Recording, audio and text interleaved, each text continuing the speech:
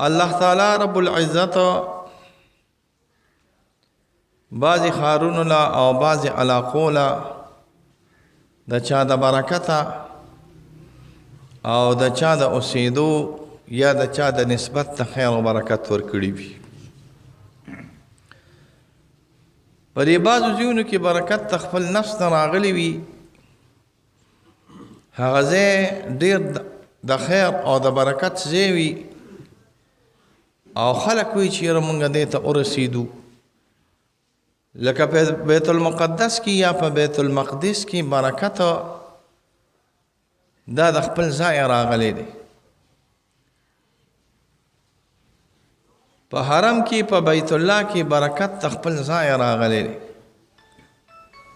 بیت الله الله تعالی د دنیا د آبادۍ نه مخکې پیدا کړی ده او د بیت الله تعمیر په یو روایت کې د فرشتو په لاس باندې چې لا پیغمبران او انبیا موجود نو وجود تم نو راغلی، نو الله تعالی د فرشتو په لاس باندې بیت الله جوړه کړی ده. بیا چې کله بیت الله جوړه شوه او د څه عوارضو د وجې نه به راپرېوته، یا سیلاب یا بل څه کار یا بل څه کار، نو انبیا او پیغمبران به لاړل بیت الله به جوړه کړه لکه څنګه چې بیت الله د حضرت ابراهیم علیه السلام په لاسو مبارک باندې په قواعدو باندې راوچتېږي، بنیادونه موجودو، خو په هغه زړو بنیادونو باندې بیت الله د ابراهیم علیه السلام په لاس باندې جوړېږي. دا نه و چې د بیت الله ابتدایي تعمیر ابراهیم علیه السلام کړی دی، نه د بیت الله ابتدایي تعمیر ابراهیم علیه السلام نه دی کړی، بلکې که تاسو نصوص ته وګورئ وإذ یرفع ابراهیم القواعد، قواعد په عربی کې په پښتو کې بنیادونو ته ویل کېږي، یعنی بنیادونه موجود راغلي او بیا په هغې باندې لکه یو کوټه یو ډانچه یا یو ځای وي هغې کې اسې دیوالونه وغورځېږي خو د هغې نه پس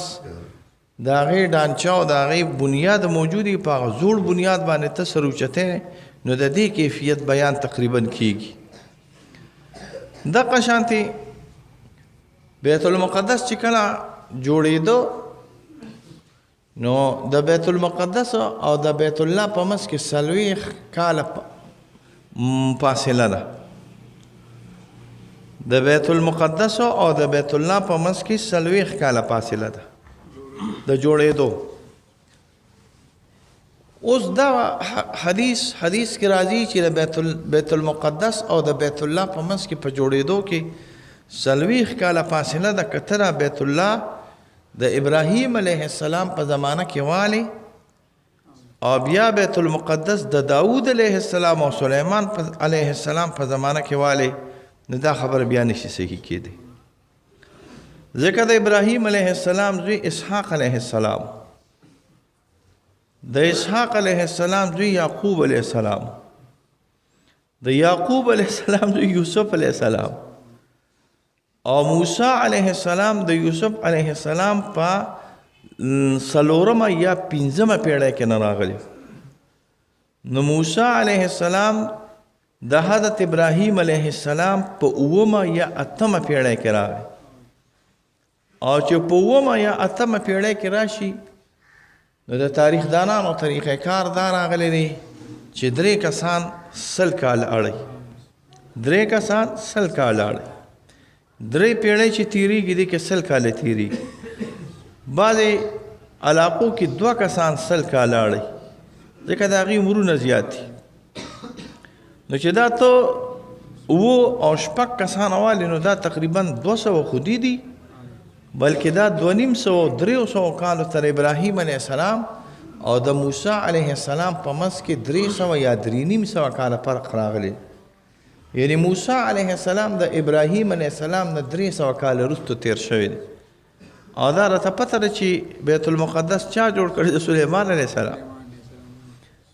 د حضرت موسی علیه السلام نه وروسته بیا یوشع علیه السلام، د هغې نه بیا وروسته داود علیه السلام او سلیمان علیه السلام تیر شوی. نو تاسو سوچ وکړئ چې 100 کاله پکې دا والی، او 3.5 کاله دا والی نو څلور نیم سوه کاله د بیت الله د تعمیر او د بیت المقدس د تعمیر کې فرق راغی. د تاریخ په رڼا کې او د حدیثو په رڼا کې 4.5 کاله فرق د بیت الله په منځ کې او د بیت المقدس په منځ کې نه راغی. نو بیا دا څنګه حدیث راغلی دی چې رسول الله صلی الله علیه وسلم فرمایي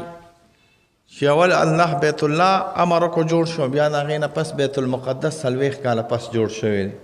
نو دې خبرې ته به راشي چې اصل کې بیت الله ابراهیم علیه السلام نه دی جوړ کړی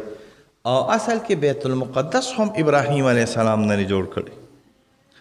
بیت الله هم فرشتو آباد کړی دی د آدم علیه السلام نه مخکې، بلکې دونه حده پورې بعضې تاریخونه لیکي چې دا ځمکه اول داسې لاوا غوندې راغلی و. دا نن سبا جدید ساینس هم وایي دا ځمکه داسې ګرمه په دې باندې د قدم دی خودو ځای نو ستاسو د فهم مناسب به موږ دا ویو نو خټه وه، دا ځمکه خټه وه. دا خټه چې بیا بارانونه کېدله او یا په دې باندې حرارتونه او یخوالې راتلو نو دا یخېده. نو دا اول سری اول یخ شو، لاندې بیا اوس هم ګرمه ده روانه ده. خو چې د اول سری اول یخېده نو اول ځمکه په دنیا کې ده،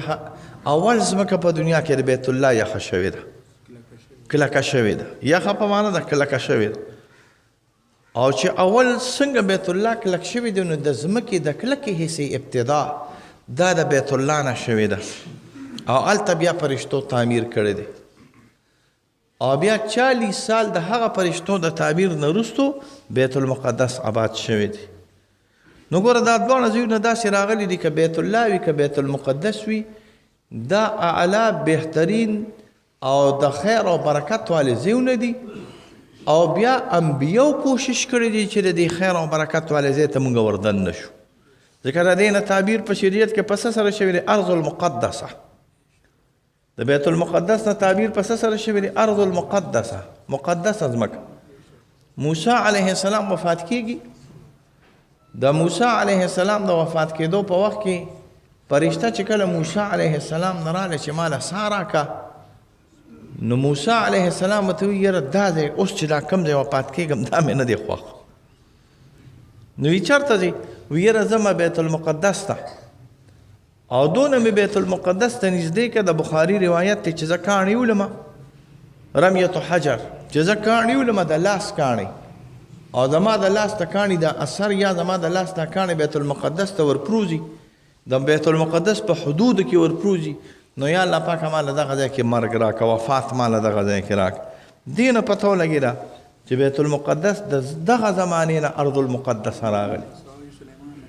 د سلیمان علیه السلام او د داود علیه السلام نه مخکې ارض مقدسه و. که د سلیمان علیه السلام او د داود علیه السلام نه مخکې ارض مقدسه نو نو بیا به ولې موسی علیه السلام چې ماله لږ مهلت راکه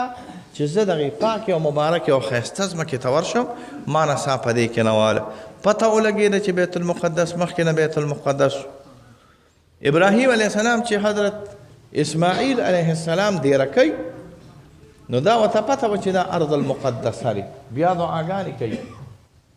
خو یو ښار داسې ښار راغلی دی چې هغه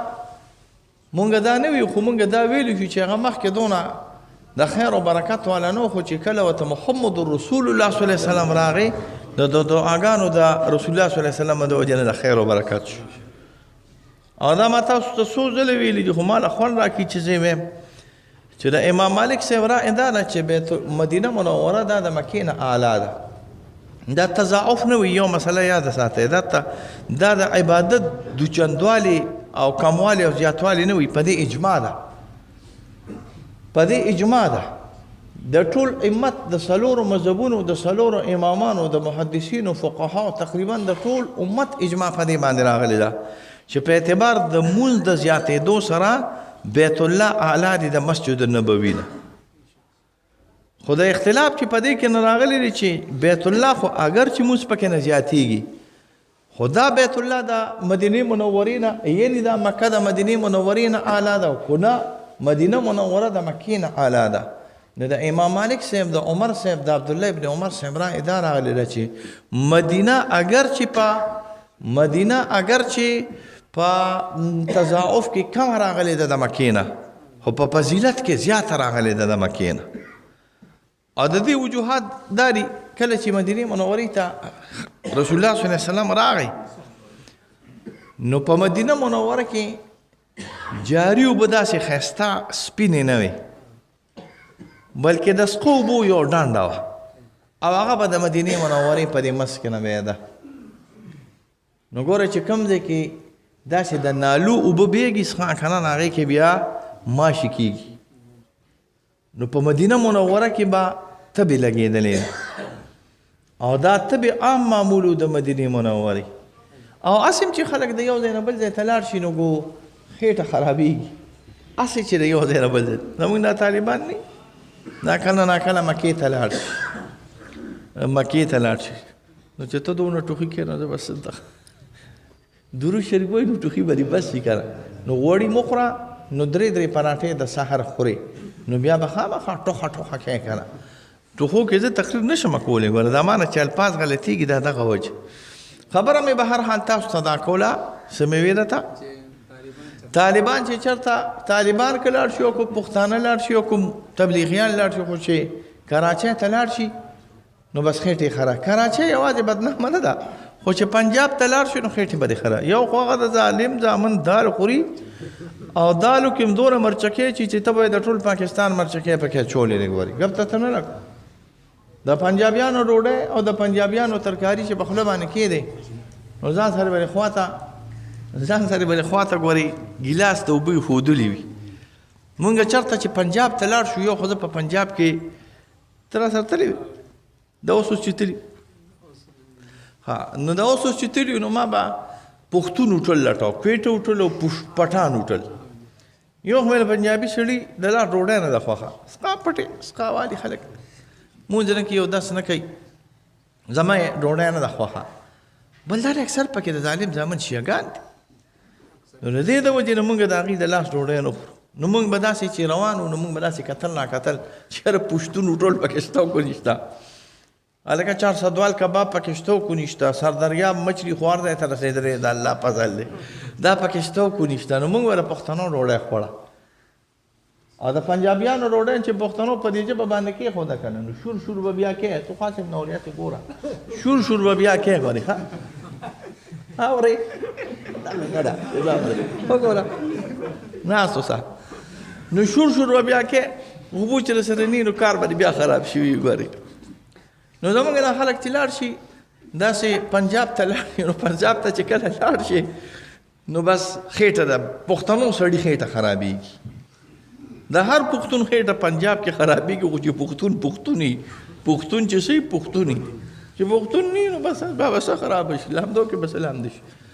دا خلک چې کله راغله مدینې منورې ته دا اصحاب د دوی خو پاکه هوا وه، د مکې هوا زه درته یا ناشنا خبرې کوم. د مکې هوا د مدینې په نسبت سره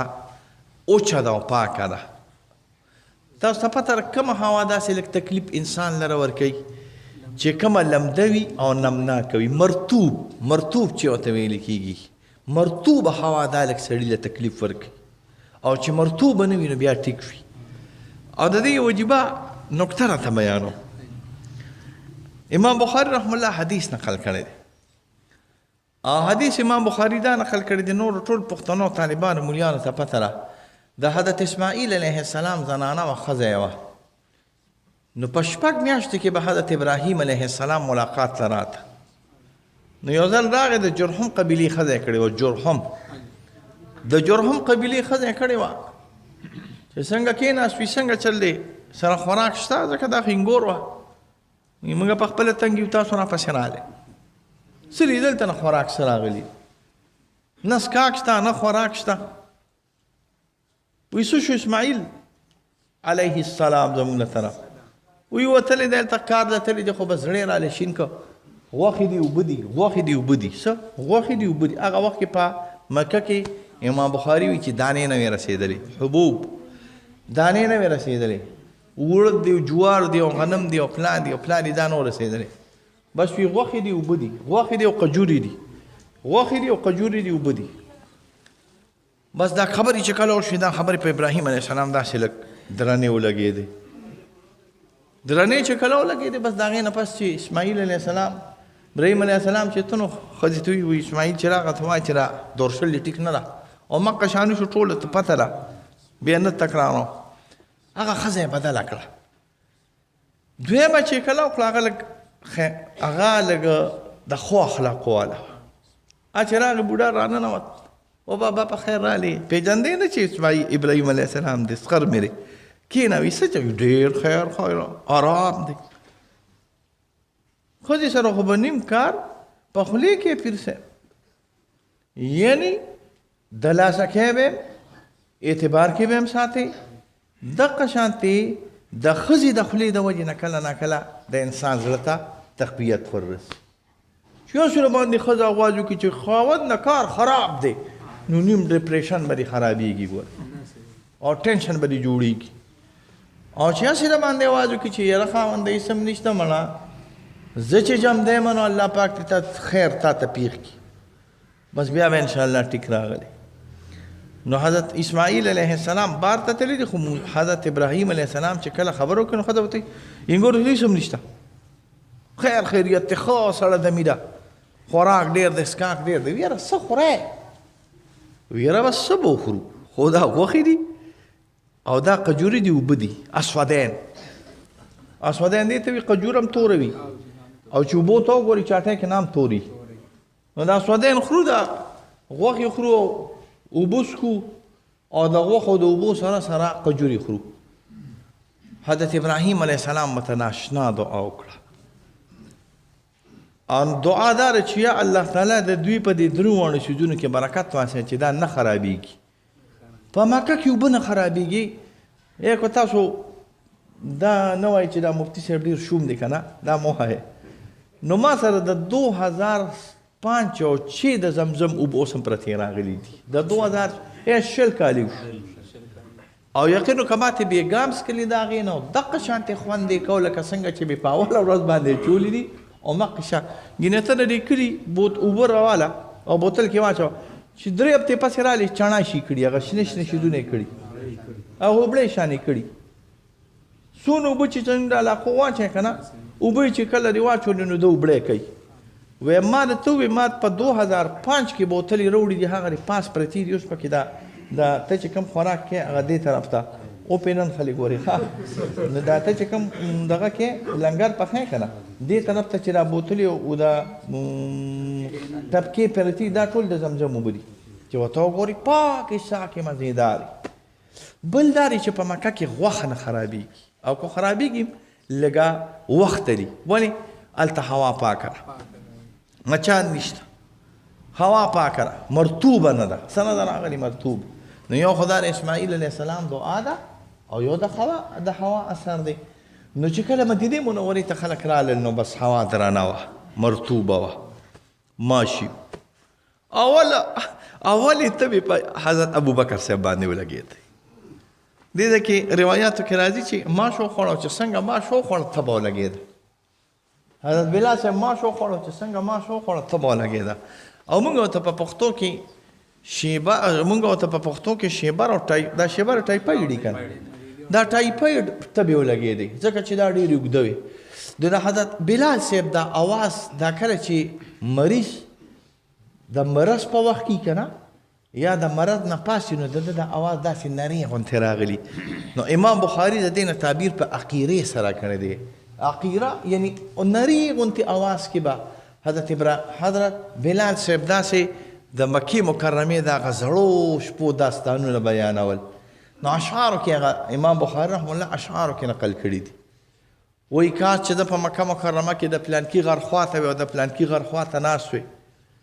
او بیا به سړی چې تنګ شي نو خیرې کوي وایي یا الله پاک عتبه هلاک کړي شیبه هلاک کړي ابو جهل هلاک کړي ابولهب هلاک کړي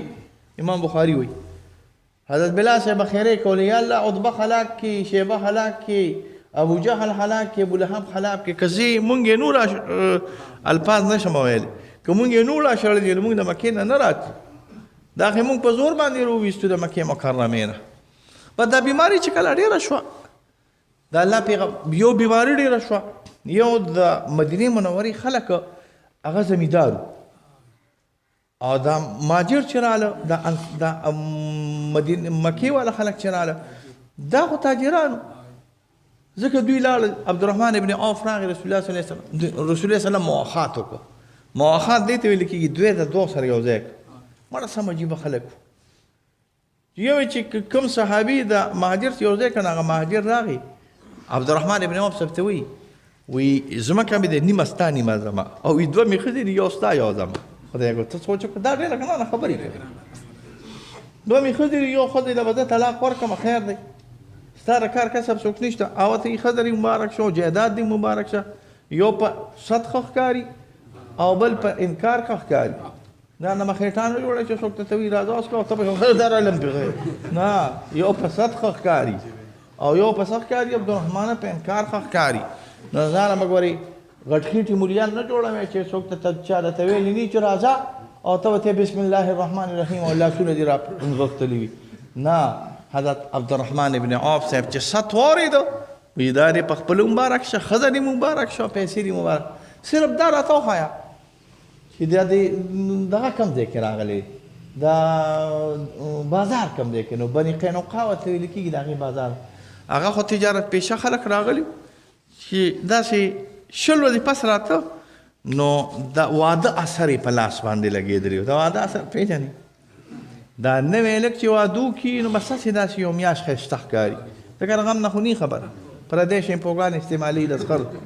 او دا یاد ساتئ جوړېبي به دا نوی هلک چې واده وکړي که نه شیرجانه جي چې ورته ګورې هغه پردی شیمپوګان استعمالي د زغر صابون هم د زغر وي او شیمپو هم د زغر وي عطرونه هم د زغر وي او دی وایي جنت دی دا خو چې کله دا یوه نیمه میاشت او دوه میاشتې تېرې شي که نه او بیا راته وایي چې ملا اوس شیمپو راوړه اوس شا به ورشه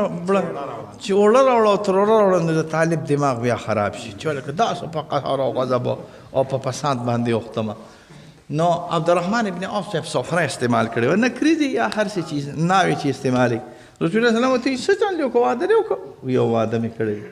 وي اولم ولو بالشات شا به ولي مه وکړه چیلې حلال کا د تحقیر او د تکثیر دواړو لپاره ولیمه وکړه اگر که چېرته ورکوټې چیلې ولینې ولیمه وکړه عام خلک هسې پهلوان ولیمه کوي ولو بشاتن اگر که غټ چیلې ولینې مالداري چا به ولیمه وکړه ګوره دوه قسمته مې واړه زیادت ته او کثرت ته او قلت ته حضور صلی الله علیه وسلم چې کله په دې پېښ شو چې بیماری زیاتې شوي دي نو جبل الصلع ورته ویل کېږي دا په مدینه منوره کې یو غر راغلی د دې ذکر په تورات کې دی ما تاسو ته ویلي جبل الصلع ذکر په تورات کې دی ښه هغې ته وختو دا صحابې راغونډ کړو سمهودي نقل کړي دي او دوه رکعات یې وکړه او د هغې نه پس یې دعا وکړه یا الله پاکه اللهم بارک لنا فی مدنا یا الله تعالی زمونږ په دې مد کې اوس زه تاسو ته مد څه ویم د ترمیزي درس ته نه شم جوړولی چې مد څه ته ویل کېږي او سع څه ته ویل کېږي یا الله تعالی زمونږ په دې مد کې زمونږ په دې پیمانو کې زمونږ په دې سیرونو کې خیر او برکت واچي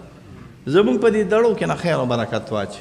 اومقه خیر او برکت دی چې کم دی کې ټول کینو د مدینې منورې ټول چې کینو دا به درون راغلی وي